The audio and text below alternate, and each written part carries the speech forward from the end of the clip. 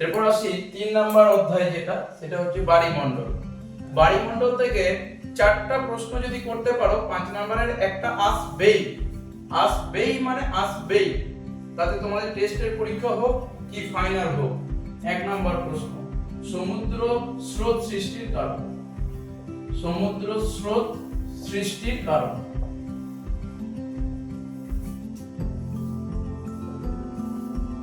Minimum 5টা point দিতে হবে, 6টা 7টা দিলেও কোনো অসুবিধা নেই। চিত্র সহ।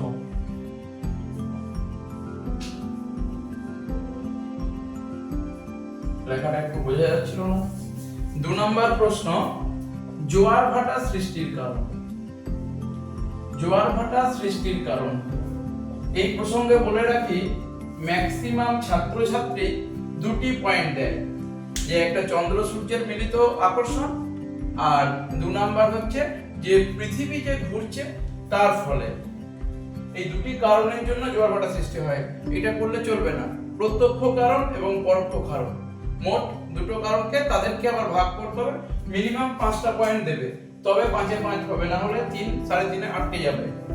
এই 2টো প্রশ্ন খুব ইম্পর্টেন্ট।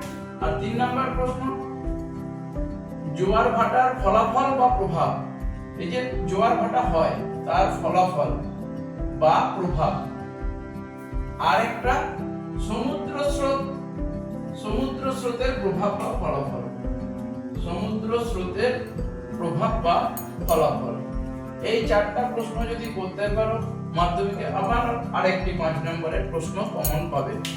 তাহলে এই 3টে অধ্যায় থেকে তোমাদের 4টা প্রশ্ন আসবে, 2টো করতে হবে। বহির্জাত থেকে আসবে, বায়ুমণ্ডল থেকে আসবে এবং বায়ুমণ্ডল থেকে আসবে।